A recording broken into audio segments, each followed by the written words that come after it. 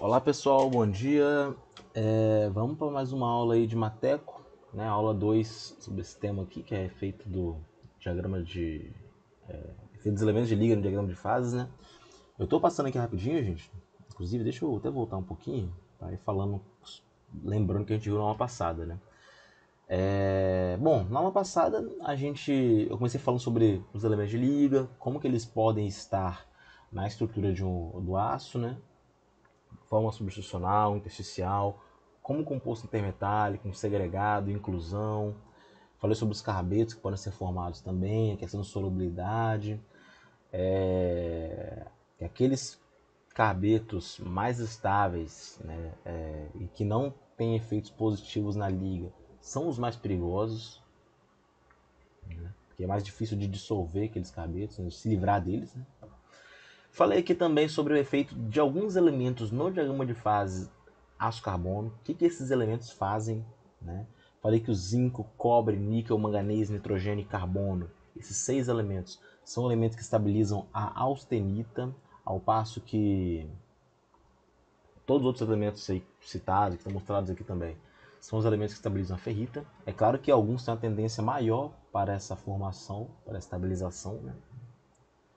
Aí eu falei do tipo A1, tipo A2, né, para estabilização de austenita, e tipo B1, tipo B2 para estabilização de ferrita. Né? Mostrei o efeito no diagrama de fases, na mudança do ponto eutetoide, né?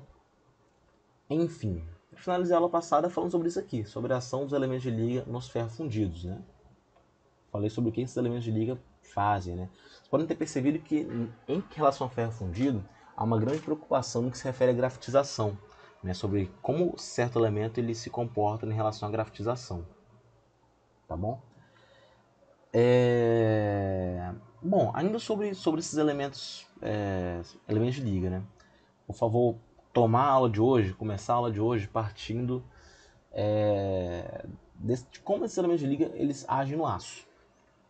Primeiramente falando do manganês, né?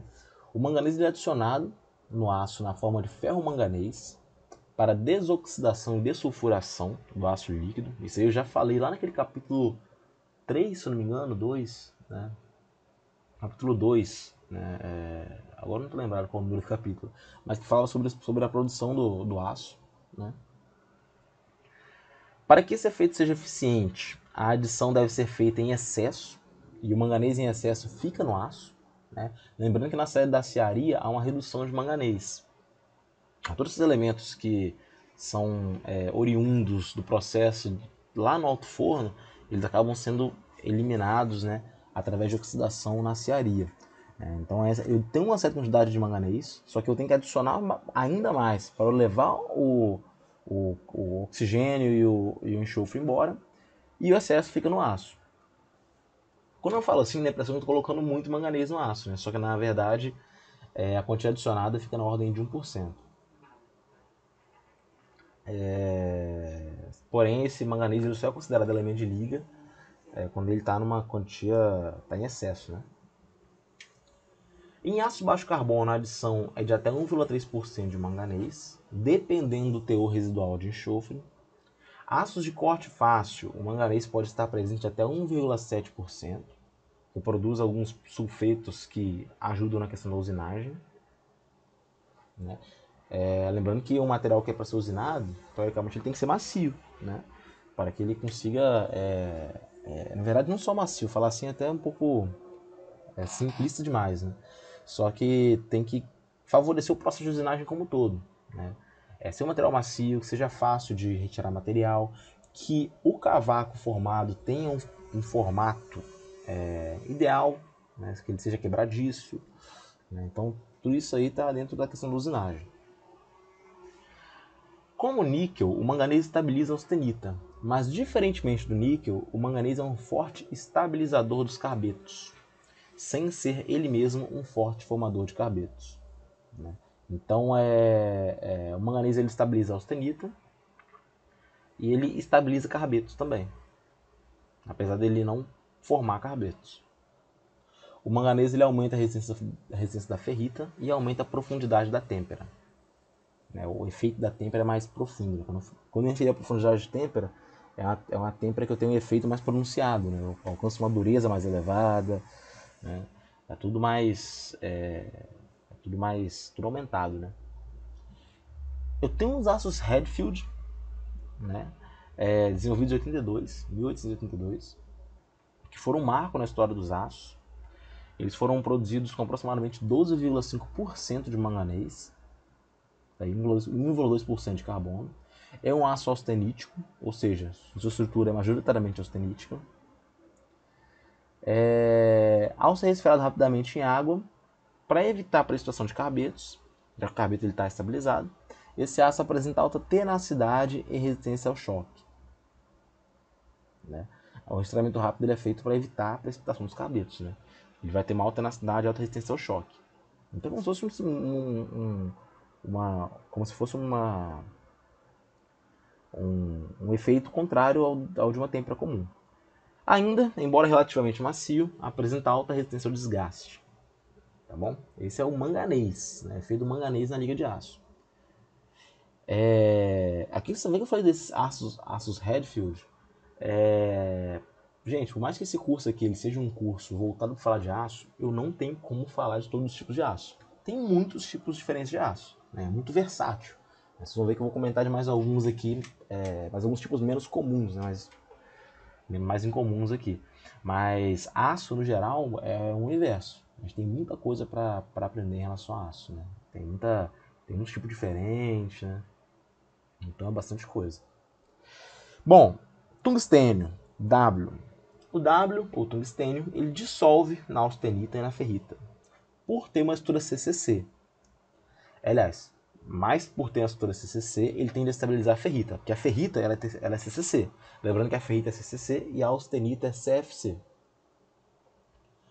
De forma oposta ao cromo, ele tem efeito inibidor de crescimento de grão. Então ele tem efeito de refinador de grão. Né? O tungstênio tem uma grande afinidade pelo carbono, formando carbetos estáveis. Vez ou outra a gente vê aí carbetos de tungstênio. Até mesmo um exemplo disso aí, onde a gente vê muito carbeto de tungstênio, é em certos penetradores para ensaios de dureza. Vocês devem ter visto no ano passado e verão, talvez comigo, né, no sexto período. Esses carbetos são estáveis a temperaturas muito altas e, estando dissolvidos, precipitam bem lentamente durante o resfriamento. Portanto, nos ácidos temperados, o tungstênio tem a característica de torná-los resistentes ao revenimento a temperaturas tão altas como 600 e 700 graus Celsius, antes que os carbetos comecem a precipitar novamente. Então, em ácido temperado, ele torna esse aço resistente ao revenimento em temperatura alta, né, antes que comece a precipitação de carbetos. Né. O tungstênio é um metal de ponto de fusão muito alto, então, em relação à atuação em temperaturas altas, ele sim parece como bastante bem útil, né, bastante utilidade. Níquel. Né, o níquel é um elemento, vou até inclusive falar isso aqui logo, que quando a gente fala de ácido inoxidável, a gente tem que pensar em dois elementos principais, que são o níquel e o cromo. Aço inoxidável, de forma grosseira, é um aço que eu coloquei grande teor de níquel e de cromo para promover uma boa resistência à corrosão. Né? O níquel é um elemento de liga comum, e como nos ferro-fundidos ele pode promover grafitização. Ao mesmo tempo, ele tem um efeito de refino de grão. O níquel é extremamente usado em aços para engenharia, em quantias até 5%, para aumentar a resistência e tenacidade. Em maiores quantidades, ele é usado em aços inoxidáveis. O níquel ele tem a tendência a estabilizar a austenita, né? Portanto, a adição de 25% de níquel no aço baixo carbono ele leva à estabilidade da austenita em temperatura ambiente. Né? Como eu falei, ele é um dos elementos que estabilizam a austenita. Né? E ele é muito presente em aço inoxidável. O níquel, no geral, ele é um elemento material, né, que ele tem propriedades muito boas. As ligas de níquel têm uma combinação de propriedades excelentes. Né? Porém, tem tem algo muito importante em relação ao níquel que desestimula o seu uso em grande escala. O que é? O níquel é caro. Né? Ligas níquel são caras. Né? Então, essa questão do valor, do custo, acaba limitando o campo de aplicação do níquel.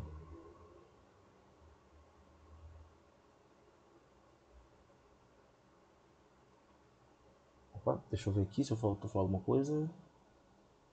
Não, aqui tá certinho. Bom, o níquel não forma carbeto ou nitreto. Na verdade, a sua presença no aço torna a cementita menos estável, né? Até por essa tendência, como eu falei, pode promover a grafitização, né? Promover a grafitização. Portanto, o níquel ele nunca deve ser adicionado a aços com alto carbono, a menos que seja acompanhado por elementos estabilizadores dos carbetos, como o caso do manganês. Né? Lembrando que a cementita é um carbeto de ferro. Portanto, aço contendo níquel como único elemento de liga deve ter baixo carbono. O níquel aumenta a resistência e tenacidade da ferrita pela formação de solução sólida substitucional. Né? Ele também é um eficiente refinador de grão em casos de tratamentos térmicos ou termoquímicos e por aí vai. Né? Por causa do longo período de aquecimento e temperatura na faixa de 900 graus Celsius. Então o níquel, traduzindo o que está escrito aqui, o níquel não forma carbeto e nitreto, porém ele agride a cementita. Então ele só é utilizado em aços alto carbono quando acompanha algum elemento estabilizador do carbeto, como é o caso do manganês. Então o níquel sozinho como elemento de liga só aparece em aço baixo carbono. O níquel também aumenta a resistência e tenacidade da ferrita, formando solução sólida substitucional e refina o tamanho do grão. Né? No caso de tratamentos térmicos e termoquímicos, né? Porque fica um longo período de aquecimento e temperaturas na faixa de 900 graus Celsius. Em aços com alto teor de alumínio, o níquel pode precipitar na forma desse composto intermetálico entre níquel e alumínio. Beleza? Então, o níquel é muito bom, em geral. Melhora a resistência à corrosão, traz boas propriedades mecânicas, refino de grão, estabiliza a austenita, tem vários pontos positivos do níquel aí. O cromo, né, como eu falei, é o parceiro do níquel aí quando a gente fala de aço inoxidável. Né? O cromo é bastante empregado no aço inoxidável, porque tem um efeito muito importante na corrosão. Né? O que acontece para o cromo ser resistente à corrosão? Explicando isso para vocês. Mas provavelmente essa é a primeira vez que vocês têm contato com isso em materiais. Né? O cromo, quando em contato com uma atmosfera que vai oxidar, que vai gerar esse efeito de oxidação, o cromo ele oxida antes do ferro, do carbono e dos outros componentes. Então, na superfície da liga de aço, vai se formar um óxido de cromo, né? Que é o Cr2O3. Né? É um óxido de cromo. Esse óxido de cromo ele tem características protetoras. Por quê? Porque uma vez que ele é formado, a oxidação acaba. Né? Ele cria uma película que protege o aço do ambiente externo. Né? Então, a formação de óxido de cromo, formando essa película que a gente fala que é passivadora, que ela protege, né? Dentro de corrosão a gente fala que é passivadora, ela protege, ela é muito interessante na questão do efeito na resistência à corrosão do aço inoxidável. Tá bom? Isso é extremamente importante. Né?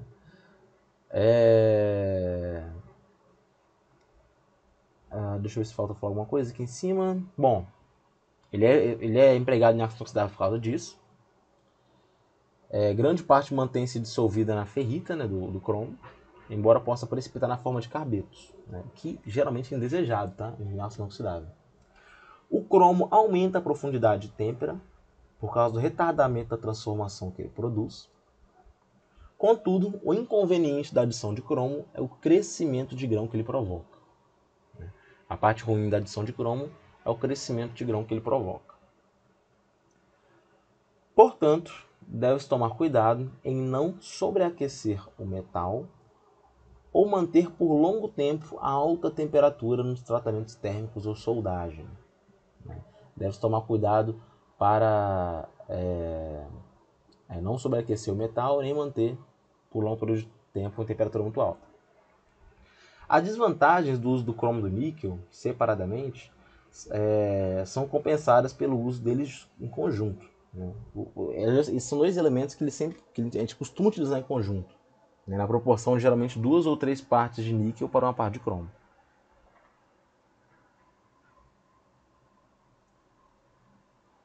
Bom, tomando minha água aqui, só um minutinho, gente.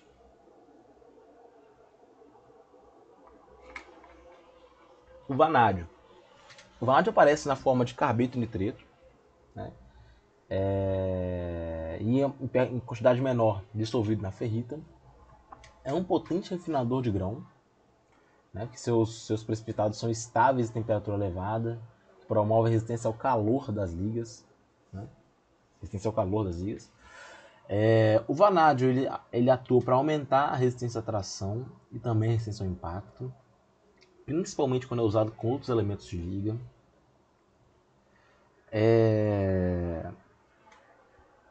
Aço contendo só vanádio é usado em pequena escala, mas quando eu faço uma composição junto com o molibdênio, com até 0,2% de vanádio, porcentagem bem pequena, eles são usados em peças de pequeno e médio tamanho, né? Sobretudo aqueles aços indicados para forjamento, que no final o vanádio vai ajudar a dar melhores propriedades para esse aço, né? O vanádio ele é um forte estabilizador de carbetos, né? Ele estabiliza carbetos, forma esse carbeto de vanádio e aumenta a resistência ao amolecimento das ligas, né? Das ligas de aço. Esse VC é o estabilizador de carbeto, é o carbeto de vanádio. Então o vanádio ele é útil também, mas é um elemento que a gente pode falar que é secundário, né? Nióbio, já falei dele na aula passada, falando novamente. Embora possa dissolver uma pequena parte na ferrita, o nióbio é também um forte formador de carbetos e nitretos, e por isso é usado em aços de alta resistência e baixa liga, né? Ele forma carbetos, né? Ele não se dissolve tanto na ferrita, mas forma carbetos e carbonitretos. Esses precipitados eles aumentam a temperatura de recristalização dos aços. Portanto, eles produzem, no caso da laminação, uma microestrutura final mais fina e com melhores propriedades mecânicas. Eles melhoram as propriedades esse nióbio ele melhora as propriedades finais de um produto laminado. Em aços de estampagem profunda, que é um outro processo de conformação plástica, processo de conformação mecânica, né? Já estou embolando as palavras aqui. Onde eu quero um teor de intersticial baixo, ou seja, quero pouco elementos intersticiais, o nióbio ele pode ser usado porque ele reduz a quantidade desses elementos na ferrita, né? Ele forma carbonitretos com facilidade. Então, se eu, assim, no caso da estampagem profunda, eu não quero ter esses elementos segregados no interior, nem carbono nem nitrogênio. Então, o que eu faço? Eu jogo nióbio nesses aços, né? Aí eu consigo pegar um pouco do carbono, pegar um pouco do nitrogênio, misturar nesse nióbio e ele formado esse precipitado, né? Que pode ser bastante útil, né? Nesse caso da estampagem profunda. Segregação misturado com a deformação plástica que o material vai estar sujeito num processo de estampagem profunda é um ponto negativo, né? Eu não quero que tenha segregação, né? A segregação ela diminui a dutilidade do material. Molibdênio é usado para reduzir a fragilidade de têmpera dos aços contendo baixo níquel e baixo cromo. Ele ainda é adicionado aos aços cromo para melhorar a usabilidade e propriedades mecânicas, né? Ele melhora algumas propriedades. O molibdênio ele dissolve na ferrita e aumenta a sua resistência, né? Mas forma um carbeto duro, né? Que é esse MO2C. Né? O molibdênio também tem bastante utilidade no que se refere à resistência à corrosão. Ele, em pequenas quantidades ele é bastante útil. Alumínio. O alumínio é um dos mais efetivos desoxidantes utilizados na fabricação do aço, né? Como normalmente ele é adicionado em excesso para desoxidação, o alumínio na forma metálica é solúvel na ferrita.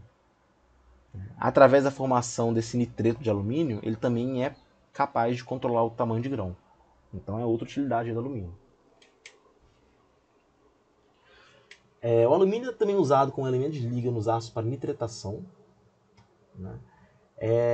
Ele pode ainda formar compostos intermetálicos, que é fase sigma, com níquel com titânio.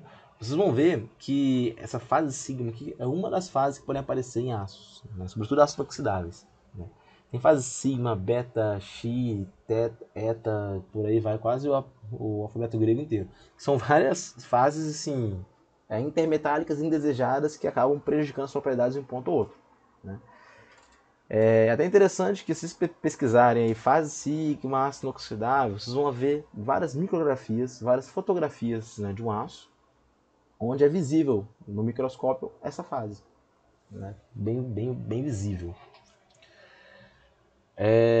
No diagrama ferro-carbono, o alumínio estabiliza a ferrita. Atualmente, o alumínio está sendo utilizado em teores de até 2% nas pesquisas dos aços, né? TRIP, né? Transformation Industrial Plasticity, né? Que é produzir austenita com alta plasticidade, né? Produzir austenita retida em aços com alta plasticidade. Então, ele é utilizado, ele tem essa margem de aplicação, né? Esses outros tipos de aço, esses aços TRIP, né? Eu particularmente não conheço muito sobre esse tipo específico de aço, né? Mas foi o que eu falei com vocês antes. Aço é uma grande versatilidade, né? Colocar um elemento ou outro, eu vou ter efeitos diferentes.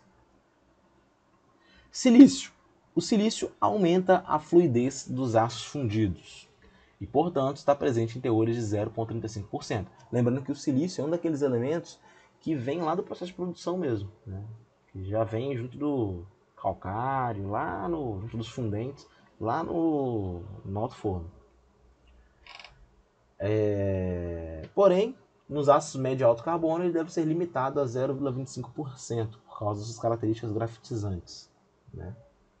Por conta de desestabilizar aí a própria cementita. O silício dissolve na ferrita e aumenta a sua resistência e dureza, além de estabilizar a ferrita, né? É um elemento estabilizador de ferrita. Quando adicionado em teores mais elevados, a adição de silício requer uma adição combinada de até 1% de manganês para estabilizar os carbetos. Pode observar que o manganês ele é bastante útil nessa questão de estabilização de carbetos. Cobre. SFC, ele estabiliza a austenita, porém ele é solúvel na ferrita, né? O cobre geralmente aparece nos aços como um elemento residual, indesejado, algo que vem da sucata. Eu falei com vocês que na aciaria a gente pode usar sucata, né? Inserir sucata no processo, né? E aí eu vou ter cobre no meio. O cobre não pode ser removido do banho no processo de obtenção do aço, pois ele é mais nobre que o ferro, né? A sua adição nos aços provoca um mecanismo de envelhecimento que confere melhorias importantes às propriedades mecânicas, né? Essa questão é até importante, vocês devem ter visto isso lá em ciências materiais, que é envelhecimento precipitação, né? Endurecimento precipitação. Que a gente pode falar também de tratamento de solubilização mais envelhecimento. É um tratamento térmico, onde, assim, de maneira grosseira, vou resumir para vocês, tá? O cobre ele vai ser um segundo elemento, né? um elemento de liga no aço. Eu vou criar eu vou fazer um resfriamento rápido de maneira que o cobre ele precipite, como se fosse uma segunda fase fina na estrutura. Segunda fase fina na estrutura são obstáculos aos movimentos das discordâncias, né? Então, quando eu faço eu precipito, depois eu faço essa questão esse segundo tratamento térmico, que é o envelhecimento, esse precipitado ele vai se estabilizar na estrutura, agindo como obstáculo ao movimento das discordâncias, ou seja, tornando o material mais duro e mais resistente. Por causa disso, atualmente o cobre nos aços está se tornando um elemento de liga importante, por causa da combinação de propriedades de melhoria das resistências mecânicas e a corrosão. né, que ele confere alguns aços sem pintura, que é o que a gente chama de aços patináveis, que é outra classe de aços já que são muito resistentes à corrosão. E da possibilidade de reciclagem de sucata contaminada, né? O grande inconveniente do cobre é o processo de fabricação do aço, porque ele provoca fragilidade a quente no lingotamento contínuo e laminação a quente. Ele torna o material frágil durante o processo. Enxofre. O enxofre é proveniente dos combustíveis usados para fabricar o aço. Se combinado com o ferro, ele forma esse sulfeto de ferro, sulfeto ou sulfato, não lembro como é que é a nomenclatura direito, que tem baixo ponto de fusão e torna aço frágil no trabalho a quente. Para reduzir o seu efeito, deve ser adicionado manganês, que vai formar o sulfeto de manganês, né, que vai anular esse efeito de fragilidade. Novamente o manganês aparecendo para salvar. Aços com alto enxofre são raramente especificados, a menos quando eles sejam destinados à usinagem em grande escala, né? Então aços com teor mais elevado de enxofre, eles não são especificados, né? O bom do enxofre, na questão do aço, é que o enxofre ele torna o cavaco na usinagem quebradiço. Então, se eu tenho um aço que ele necessariamente deve passar por usinagem severa, é interessante que eu exagere um pouco no teor de enxofre. Tá? Essas inclusões, na verdade, não é o enxofre que torna o cavaco quebradiço, né? São as inclusões de sulfeto de manganês e outros compostos formados pelo enxofre. Fósforo. O fósforo ele dissolve na ferrita, proporcionando endurecimento, mas também fragiliza, né, frio. Ou seja, traz uma baixa resistência ao choque e baixa tenacidade, que é acentuada quando eu aumento o teor de carbono na forma de cementita. Normalmente ele é indesejado nos aços, embora apresente melhorias de resistência ao desgaste e à corrosão. Uma maior resistência mecânica e melhor usabilidade. O fósforo geralmente não é usado, tá? como elemento de liga. Né? Eu posso até voltar aqui atrás, bastante na verdade, para mostrar para vocês uma das primeiras imagens que eu coloquei aqui. Deixa eu ver. Essa daqui, ó. Perceba que o fósforo é um dos elementos que ele endurece muito o material, mesmo em porcentagem bem pequena. Menos de 2%, a dureza dele aumentou pra caramba. Né? Então, assim, por um lado isso é bom, torna o material muito duro. Por outro, ele vai ser muito frágil, vai ter baixa tenacidade, baixa dutilidade, baixa resistência ao choque. Então ele é indesejado. Vou voltar lá onde eu estava. Bom, agora ácidos inoxidáveis. Né? Sobre ácidos inoxidáveis, eu já falei com vocês. Cromo e níquel são os principais ingredientes para ácido inoxidável. Né? Eu vou ter um aumento da resistência à corrosão dessas ligas. Teores de cromo maiores que 12% vão conferir a resistência à oxidação, devido àquela formação de camada de óxidos que eu comentei com vocês. Um fato importante é que a formação ou não desta camada, né, se ela vai ser impermeável, se a sua taxa de dissolução no meio corrosivo é alta ou baixa, isso aí vai determinar a resistência à corrosão do aço. Então as características dessa camada que regem a resistência à corrosão do aço. E essa camada é formada de um óxido de cromo. Então a resistência à corrosão do aço inoxidável passa necessariamente pelo cromo, né? pela formação dessa camada de óxido de cromo. Né? E o níquel, ele trabalha no aço também de maneira a melhorar a resistência à corrosão. Né? Como eu falei, o níquel é um material de excelentes propriedades. Aí, né? Alta resistência à temperatura, boa resistência a temperaturas altas, resistência mecânica, resistência à corrosão, ele é muito útil. Lá em Mateco 2, gente, eu falo especificamente de cada um desses elementos e de suas ligas sozinho, né? Porque aqui eu estou falando desses elementos na função de elementos de liga. Ou seja, eu estou falando assim, o cromo aqui, ele vai ser algo que eu vou adicionar no aço para melhorar o aço. Né? O níquel também, né? O níquel tem essa função, mas eu posso ter ligas de níquel também, onde o níquel é o elemento principal. Né? E aí as propriedades serão outras. Tá bom? Mas voltando aqui, para fins de classificação, ácido inoxidável é agrupado em 3 classes. ferríticos, austeníticos e martensíticos. O próprio nome já diz, o aço ferrítico não é um aço que ele é 100% de estrutura ferrítica, mas é uma estrutura que é majoritariamente ferrítica. O mesmo vale para o aço austenítico, que é uma estrutura majoritariamente austenítica, e um aço martensítico, que é um aço que ele vai apresentar a martensita, que a gente já viu lá na têmpera. A gente vai ver depois ainda que eu vou falar de tratamento térmico nas próximas aulas. Bom, ácidos inoxidáveis ferríticos são ligas de ferro e cromo com teores baixos de carbono. Lembrando que a ferrita, lá no diagrama de fase, ela está mais à esquerda, né? O campo de ferrita é um campo mais curto. Né? Então eu estou falando de teores baixos de carbono, tá bom?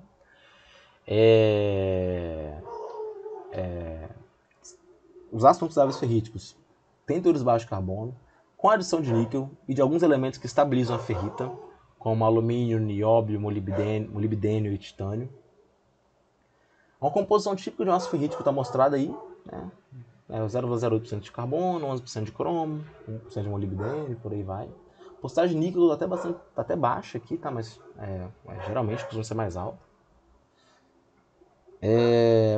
Por serem ferríticos na temperatura ambiente, eles não endurecem por tratamento térmico de têmpera. Né?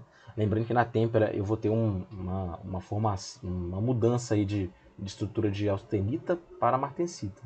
Né? Eu não vou ter de ferrita para martensita. Os principais são esses aí, a EZ 405, a EZ 430, a EZ 430F. Cada um tem sua particularidade em relação à composição, à aplicação, à propriedade, à estrutura. A EZ é American Iron Steel Institute, que é Instituto Americano de Ferro e Aço, basicamente. Classicamente, são definidos como ferríticos os ácidos inoxidáveis, cuja composição está fora do campo austenítico do diagrama ferro-cromo. Perceba que eu estou falando do diagrama ferro-cromo, porque o cromo ele aparece como o segundo elemento principal aí.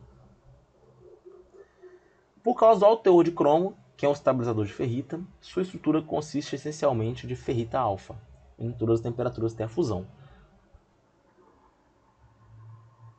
Aqui está esse diagrama, gente, só que ele está bem ruim de ver. Né? Eu consigo falar com vocês. Mas aqui só para exemplificar, que é o carbono aqui no horizontal, né? A temperatura aqui.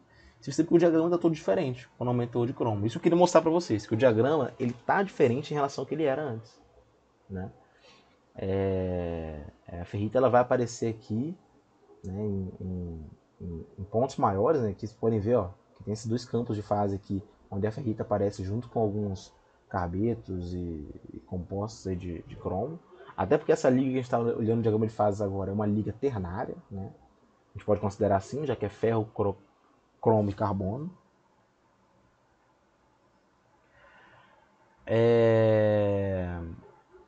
Bom, a maioria dos ácidos chamados ferríticos não atende a essa definição. Alguns deles têm transformação de fase no aquecimento. Isso pode ser visualizado no diagrama, se a gente tivesse com um diagrama um pouco mais qualidade, né? Mas, enfim, isso não importa muito. A questão é que eles podem ter transformação de fase quando são aquecidos, passando para uma região de austenita com ferrita. Isso pode acontecer, né? E aí, como tem essa região de austenita, pode ser que durante o resfriamento a austenita se transforma em martensita. E aí eu tenho uma estrutura que ela é majoritariamente ferrítica, mas com uma parcela de martensita. Consequentemente, são considerados ferríticos apenas ácidos inoxidáveis com mais de 11% de cromo e que têm estrutura essencialmente ferrítica. Tá? Não precisa ser 100% ferrítica. Na aplicação desses ácidos, deve ser levado em consideração a resistência ao impacto, que é baixa, né? E os problemas associados à soldagem. O que acontece na soldagem? Para soldar ácido inoxidável ferrítico, a gente tem um problema de crescimento de grão na ZTA, né? E precipitação de carbetos nos contornos de grão. O que é esse crescimento de grão na ZTA? Esse crescimento de grão na ZTA, primeiramente, né, vocês acho que não fizeram soldagem ainda, né, talvez você esteja um pouco longe, acho que comentei aqui nessa aula já. Quando eu faço uma soldagem numa chapa de aço, a parte que funde é a parte que eu chamo de zona fundida. A parte adjacente a essa zona fundida é a zônica termicamente afetada, ou pode ser chamada de ZAC também, zona afetada pelo calor. ZTA é zona termicamente afetada. É a parte adjacente à zona fundida de uma soldagem. Quando eu faço soldagem no ácido inoxidável ferrítico, essa ZTA, eu consigo perceber um crescimento de grão e a precipitação de carbetos nos contornos de grão. Fenômenos os quais comprometem a tenacidade e resistência à corrosão da liga. Esses carbetos que aparecem são carbetos de cromo. Então a resistência à corrosão vai embaixo, porque eu queria óxido de cromo, eu não queria um óxido de cromo proteger, eu não queria um carbeto de cromo. O carbeto de cromo ele diminui a proteção à corrosão da liga. E os grãos crescem nessa ZTA. Esses ZTA, ZAC, em inglês, que é o termo que eu vejo mais comum, que é HAZ, que é HAZ, é Heat Affected Zone. Eles sempre falam assim. Aqui tem alguns livros que chamam de ZTA, outros chamam de ZAC. Enfim, se refere à mesma coisa. Em regiões onde eu tenho problemas de corrosão sob tensão, isso eu não vou entrar muito nesse mérito, mas é uma ação combinada eletroquímica com ação mecânica, que pode gerar fratura, eu tenho ácidos ferríticos com teores intersticiais baixos, teores de carbono e nitrogênio ali mais baixos. Porque a redução de intersticiais minimiza a ocorrência de precipitados, que são os principais responsáveis pela baixa tenacidade desses ácidos inoxidáveis e por sua degeneração na soldagem. Tá? Isso que eu estou falando, gente, vale para ácido inoxidável ferrítico, tá bom?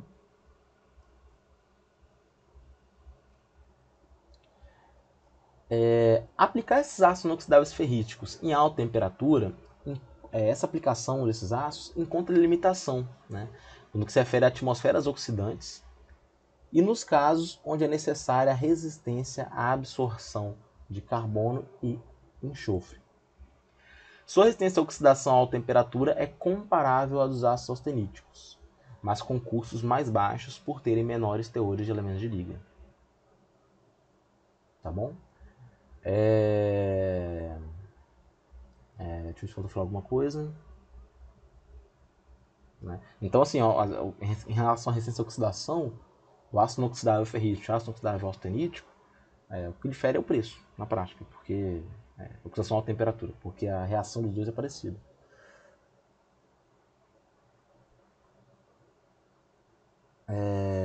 Bom, esses ácidos são utilizados aí em todas essas situações que estão mostradas aqui no slide.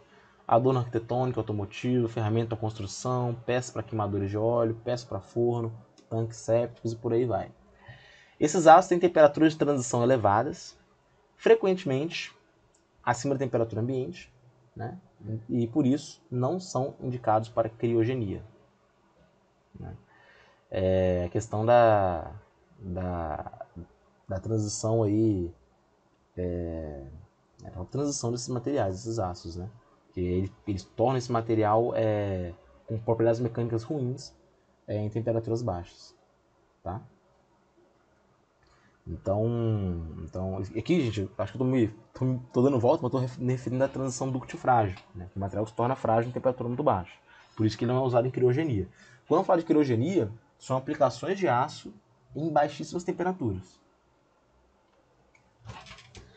Ácidos inoxidáveis martensíticos são ligas de ferro com teores de carbono mais altos, o carbono acima de 0,15%, o cromo acima de 11%.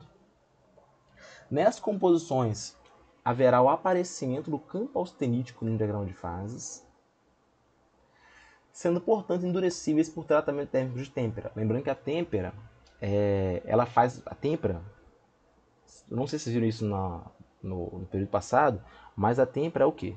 É um tratamento térmico que consiste de um aquecimento seguido de um resfriamento rápido. Quando resfria rápido, a estrutura que é CFC, ela passa, que é da austenita, ela passa a ser TC, tetragonal compacta. Eu mudo a estrutura, eu formo um composto chamado martensita. Essa martensita formada, ela é dura, muito dura, extremamente frágil, de baixa tenacidade.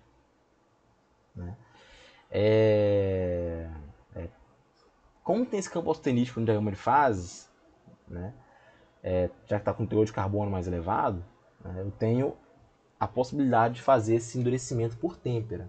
Né? Então eu tenho todos esses ácidos aí mostrados, o 403, 410, são exemplos de ácidos martensíticos. Uma composição típica é 0,15% de carbono, 12,5% de cromo, 1% de manganês. Né? Lembrando aqui que a transformação martensítica é uma transformação adifusional, atérmica. Né? O resfriamento é rápido, exatamente para que não ocorra difusão dos átomos. Né? E o endurecimento é muito pronunciado. Tanto que, na maioria das vezes, a gente tem que fazer um tratamento chamado revenimento para recuperar parcialmente a tenacidade e a dutilidade da liga, senão ela fica muito frágil.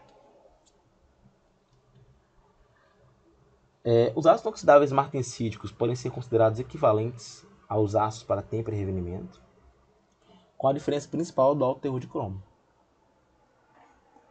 Principais efeitos do alto teor de cromo: reduz a faixa de estabilidade da austenita, lembrando que o cromo ele é um estabilizador de ferrita, aumenta a temperabilidade, gera um abaixamento da temperatura MS, que é a temperatura onde a martensita vai estar totalmente formada, aumento da resistência ao amolecimento no revenimento, né? Além disso, pode ocorrer endurecimento secundário pela precipitação dos carbetos de cromo, mas que é indesejado, como eu já falei. O cromo é para proteger contra a corrosão, não é para proteger mecanicamente. A função principal dele não é essa. Apesar desses ácidos serem empregados naturalmente temperados e revenidos, as propriedades no estado recosido são importantes para a fabricação, né, onde a utilidade é importante. Uma coisa que é interessante saber é o seguinte: recozimento, aliás, têmpera, ela aumenta a dureza e diminui a dutilidade. Recozimento aumenta a dutilidade e diminui a dureza. Então são dois tratamentos térmicos que fazem o contrário, geram efeitos contrários, podemos dizer assim. Quando eu falo de fabricação, processo de conformação mecânica, pensem comigo. Eu tenho que pegar um tarugo, por exemplo, e colocar em forma de chapa, ou de fio, né, ou de qualquer outra coisa. Que eu tenho que dar forma para aquilo. Isso é feito através de deformação plástica. Tem que deformar aquele material permanentemente, ou seja, deformação plástica. Para ter deformação plástica, o material tem que ser dúctil. Né? A dutilidade nada mais é que a quantidade de deformação plástica que ele sofre antes de fraturar. Então, é comum que faça esse recozimento de certos materiais, ligas, seja de aço ou de outras ligas não ferrosas, se faça o recozimento para que, na hora de fazer a fabricação, na hora de fazer com que esse tarugo, por exemplo, passe por um tratamento, por um processo de conformação mecânica, ele esteja dúctil o suficiente para conseguir ser deformado. Então é comum ter recozimento antes de conformação, tá bom? Lembrando que conformação é o quê? É dar forma ao material. A elevada resistência ao amolecimento no revenimento, conferida pelo cromo, e a boa resistência à oxidação e corrosão, faz com que esses aços encontrem amplas aplicações a altas temperaturas. Eles resistem ao amolecimento durante o revenimento, que é um aquecimento de temperatura um pouquinho mais alto, né, devido ao cromo, e a boa resistência à oxidação e corrosão, por causa do cromo também. Por isso que ele é muito usado em altas temperaturas.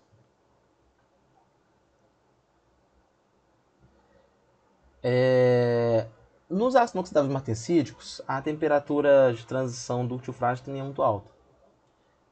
Então, não é usado em criogenia. Né? E a soldabilidade desses aços é limitada pela sua alta temperabilidade. Se eu vou soldar esse aço, eu sei que se eu respirar rápido, ele vai gerar uma fase muito dura e frágil, que é a martensita. Então, eu tenho que prever melhor como vai ser esse processo de soldagem. Aplicações: cutelaria, instrumento cirúrgico, peças para válvulas, peças para compressores e turbinas a vapor, moldes para plástico e vidro, eixos e rotores marítimos, rolamentos especiais, instrumentos de medição e por aí vai. Aços inoxidáveis austeníticos. São ligas de ferro com cromo, com baixo teor de carbono, com a adição de teores mais elevados de níquel para estabilizar a austenita à temperatura ambiente. Ácidos austeníticos são esses. Né? O teor de cromo de carbono ele ainda é baixo, mas o teor de níquel é mais alto, né? Estabilizando a austenita. Lembrando que o cromo ele estabiliza a ferrita e o níquel estabiliza a austenita. Então, na temperatura ambiente, a austenita estará estabilizada. Outros estabilizadores de austenita, como manganês e nitrogênio, também podem ser adicionados para reduzir o teor de níquel. Por serem austeníticos de temperatura ambiente, esses ácidos não endurecem por tratamento térmico de têmpera e eles são não magnéticos também. Tá? Então, eles são austeníticos de temperatura ambiente. E eles não endurecem também térmico de têmpera. Tá? E não são magnéticos. Então, essa aqui é algo bem interessante de falar, porque em temperatura ambiente eles vão ser austeníticos. Tá bom? Eles não vão ser magnéticos, né? E consequentemente não vão ser atraídos por um ímã. Quando eu falo magnéticos, me refere ao ferromagnetismo, né? Porque as ligas de ácidos ferríticos, por exemplo, elas são atraídas por ímã, né? Que são ligas magnéticas. A ferrita é uma fase que tem esse ferromagnetismo, a austenita não. Né? Dentro dos ácidos AISI, dentro dos ácidos austeníticos, tem o AISI 301, 302, 304, 304L, 316, que é bastante comum. Tem 316L também. Composição típica está 0,08% de carbono, 19% de cromo, que é o mais alto, já que eu tenho o níquel e o manganês agora para estabilizar a austenita. Né? Então, assim, esses ácidos austeníticos têm características bem interessantes. Tá bom? Deixa eu ver se eu estou falando alguma coisa. Esses ácidos aqui, gente, eles não endurecem pela têmpera, né? Acho que está até um pouco confuso quando fala que é porque ele é austenítico, a temperatura ambiente, mas não é por causa disso. O teor de carbono dele é muito baixo. Né? E a própria disposição do diagrama de fase dele impede que haja surgimento de uma têmpera bem feita, na verdade, né? Que a surgimento de uma tensita pode surgir, mas não tão dura, em valores baixos, em teores baixos, né? Então, no geral, eles não descem o tratamento térmico de têmpera e não são magnéticos. Eu tenho os austeníticos estáveis e os austeníticos metaestáveis. Os austeníticos estáveis são os que mantêm a estrutura austenítica mesmo quando deformados a frio. Eles mantêm a estrutura austenítica. Os metaestáveis, eles transformam a estrutura para martensita ou ferrita acicular, né, quando são deformados a frio. Essa diferença vai aparecer na curva tensão-deformação do material. Então, os metaestáveis eles mudam quando são deformados a frio, quando passam por um encruamento. Os estáveis não. Os estáveis eles se mantêm com a estrutura austenítica. Né? Aquela transformação aqui ela não acontece. Isso é diferente, porque no ácido ferrítico, no inoxidável ferrítico, quando eu tenho uma fase de austenita só, instável, né, quando eu faço o resfriamento, eu tenho uma têmpera bem feita, um resfriamento rápido. Então, a ferrita se mantém, mas tem uma pequena fase martensítica lá também. Né? Então, é diferente desses ácidos austeníticos estáveis. Os metaestáveis geram outras estruturas. É importante relembrar também que esses materiais, esses aços, né, eu falo aqui de aço austenítico, ferrítico, martensítico, como se fossem apenas eles. Só que não são. Eu tenho aços bainíticos, eu tenho aços perlíticos, eu tenho, dentro da ideia dos microconstituintes, que é a ferrita austenita, eu tenho vários tipos de ferrita diferentes. Aqui eu tenho a ferrita acicular, que é um outro tipo de ferrita, com uma morfologia diferente. Dentro da austenita eu tenho outros também. Eu tenho, se eu não me engano, eu tenho a austenita acicular.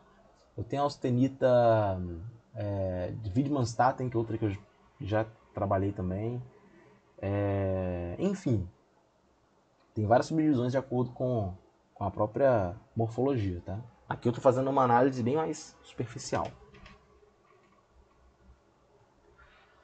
O tipo 304, estável, mostra uma relação parabólica de tensão e deformação, com o encruamento decrescendo à medida que a deformação aumenta, né? Já que a austenita não se transforma. Já o 301 é metaestável.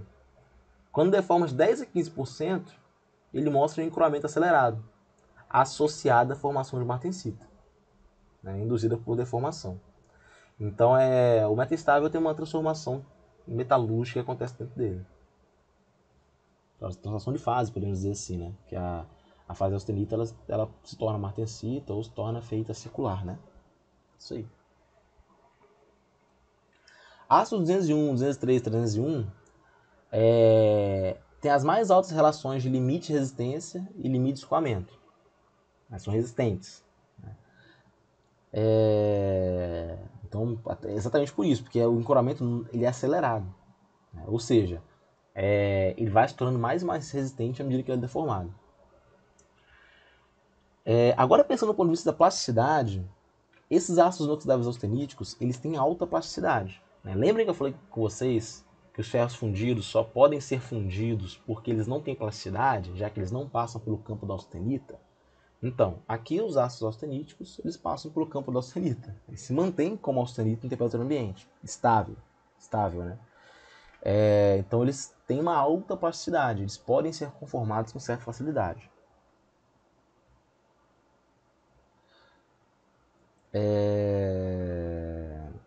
E, obviamente, como tem alta plasticidade, eles podem ser trabalhados a frio. Trabalhar a frio é deformar plasticamente esse material em temperatura baixa. Tá? Baixa que eu me refiro não é muito alta. Baixa é menor que a temperatura de cristalização dele. Tá? Não é a temperatura criogênica, não. Ácidos inoxidáveis austeníticos, eles são os mais usados, tá bom? Acho que não falei isso aqui, mas são os mais usados na indústria. Porque eles têm boas propriedades de resistência a temperaturas elevadas. Né? Suas propriedades podem ser melhoradas por endurecimento e precipitação. Né? Eu posso melhorar até a resistência à fluência desses materiais quando estabilizados ao nióbio. Né? Esses materiais não têm transição dúctil frágil, então podem ser usados em temperaturas muito baixas também. Né? Como eu falei, eu posso ter semi-austeníticos aí, endurecidos de precipitação. Deixa eu ver se eu vou falar alguma coisa. Né? Então, sim, ele tem grande variedade de possibilidades. Ele pode ser usado em temperatura muito alta, temperatura muito baixa em relação à fluência, tem alta resistência, pode ser endurecido de precipitação, é muito plástico, tem uma excelente combinação de propriedades. Tanto que vocês podem observar que grande parte dos trabalhos hoje em dia com ácidos inoxidáveis envolve ácido inoxidável austenítico. Eles podem ser usados em peças torneadas para a indústria alimentícia e laticínio, peça para a indústria automotiva e aeroespacial, válvulas e peças de tubulações, equipamentos hospitalares, indústria química, alimentícia, petroquímica, farmacêutica, celulose, armações metálicas para construção mecânica. Tem muitas possibilidades dentro dos ácidos inoxidáveis austeníticos, tá bom? E para finalizar essa parte de ácido inoxidável, deixa eu tomar meu gole de água aqui, só para finalizar. Bom, esses ácidos inoxidáveis, eu falei de 3 tipos, como eu estava dizendo, tem vários diferentes. Eu tenho ácidos duplex, ácido super duplex. O que é um ácido duplex? É um ácido que tem metade da estrutura, teoricamente, ferrita e metade austenita. Né? E para ter uma boa combinação de propriedades, eu tenho que manter esse equilíbrio de fases entre ferrita e austenita. Né? O super duplex é com teor extremamente alto de cromo, né? E o teor de níquel também é mais elevado. Né? Alguns super duplex chegam a ter acho que 27 a 28% de cromo. Então eles têm resistência à corrosão assim, sensacional. Né? São muito usados na indústria petrolífera. Mas é isso. Dentro de aço inoxidável a gente tem um universo, tá bom? Então não se limitem só a esses que eu comentei aqui. Tá?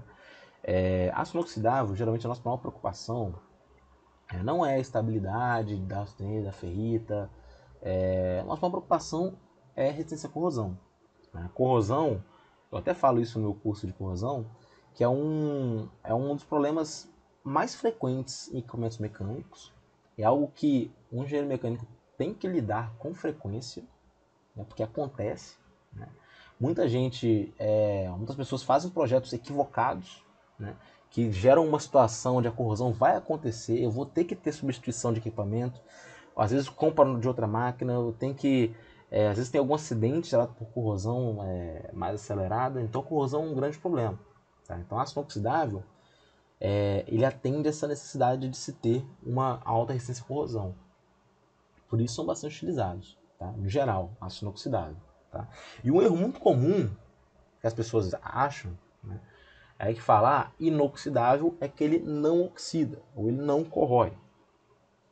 Né? Isso está errado. Isso está errado. Existem ambientes onde ácido inoxidável ele vai corroer. Né? É claro que não é todo ambiente, mas em certos ambientes específicos ele vai sofrer corrosão. Né? Então, esse é um erro que eu vejo muita gente falando. O que é um ácido inoxidável? Um ácido que não oxida e não corrói. Errado. Ele pode sofrer corrosão sim. Vai demorar mais tempo que o aço comum. Acontece só em condições específicas. Por isso que a gente considera ele inoxidável. Mas são ácidos assim que têm excelente combinação de propriedades. Bom, agora para finalizar essa aula de hoje, eu queria falar do efeito combinado dos elementos de liga. Na sua forma mais simples, o aço ele pode ter três componentes: ferro, carbono e elemento de liga. Contudo, a gente sabe que os elementos de liga afetam o diagrama ferro-carbono, seja deslocando as linhas para cima, para baixo, para a esquerda, para a direita, mudam o ponto tetoide, né, mudam o tamanho das regiões de predominância das fases. Né? E a gente geralmente está interessado na estrutura que é produzida depois da normalização da têmpera e não o resfriamento lento. Então, assim, a nossa preocupação em relação aos aços em geral, com aços ligados, né, aços liga, é qual a estrutura eu vou ter no final. Né, depois de uma normalização, depois de um tratamento térmico. Né, até porque eu só sei qual vai ser a propriedade se eu souber a estrutura dele. Portanto, é de bastante interesse que a gente tenha um diagrama que indique qual estrutura vai ser produzida quando o aço for resfriado em determinadas condições até a temperatura ambiente. Né? E é aí que foi concebido esse diagrama que está mostrado aqui para vocês, que é o diagrama de Scheffler. Né? Acho que Scheffler está bem falado. Diagrama de Scheffler. Né? Que ele propôs esse diagrama foi melhorado por outros cientistas. Né? Ele é útil para prever a microestrutura de juntas soldadas em aço inoxidável. Né?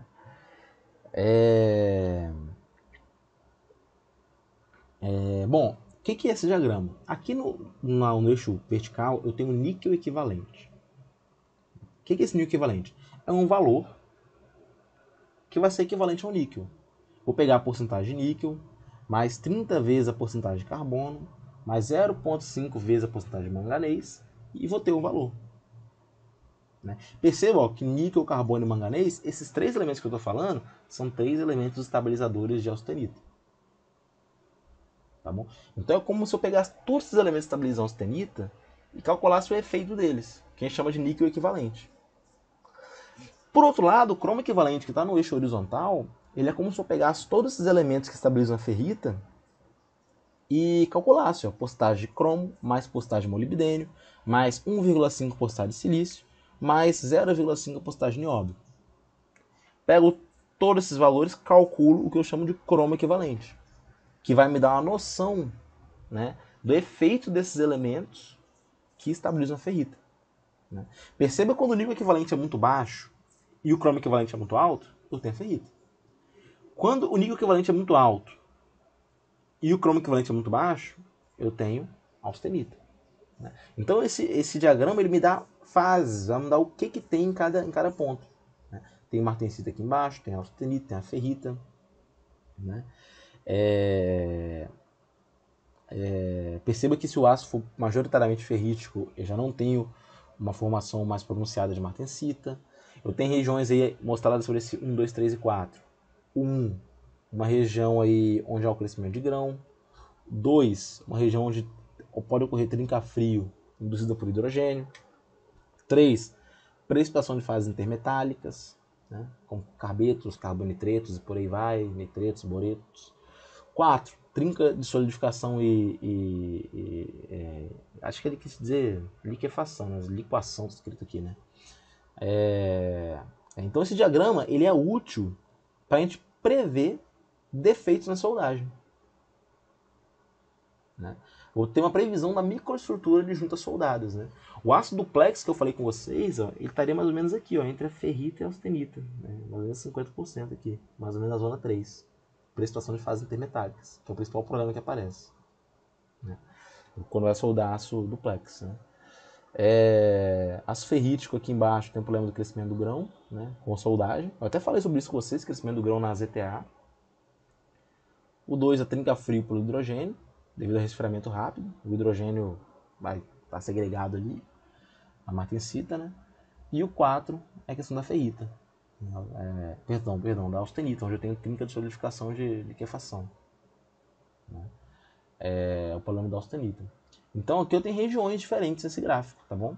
Ele é usado para prever defeitos de soldagem. Porque a soldagem, depois que o aço está produzido, de fato, se ele for colocado dentro da sua aplicação, geralmente ele não vai ser, dependendo da aplicação, né, obviamente, ele não vai ser exposto a temperaturas muito elevadas, né? Exceto em aplicações específicas, uma caldeira, alguma coisa desse tipo.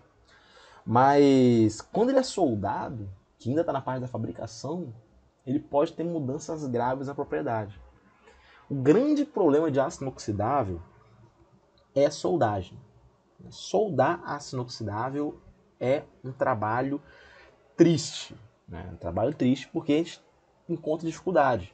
Todos esses pontos que é 1, 2, 3 e 4 são problemas que aparecem na soldagem de aço inoxidável. E muitas vezes esses problemas, por exemplo, precipitação de fase intermetálica, ele pode simplesmente reduzir a resistência mecânica, pode reduzir a resistência mecânica e a resistência à corrosão, pode reduzir só a resistência à corrosão, né? Trinca frio, a resistência mecânica vai embora, praticamente, né? Formou uma trinca produzida pelo hidrogênio. Então, assim, aço inoxidável tem esse problema em relação à soldagem, né? Esse recurso aí é muito usado para prevenção de defeitos de juntas soldadas, né? Esse diagrama de Scheffler. Contudo, a gente também pode usar para prever a microestrutura provável de um aço resfriado ao ar, tá bom? E, gente, essa aula foi isso aí. Desculpem novamente a demora para postagem do conteúdo. Eu sei que aqui as imagens, algumas imagens não estão tão boas, tá? Mas, assim, se elas imagens estão ruins e eu não falei nada sobre elas, é porque não é tão importante. Agora essa daqui, por exemplo, que ela não está muito boa, mas eu gastei um tempinho falando, é porque é importante, tá bom? Se preocupem com isso.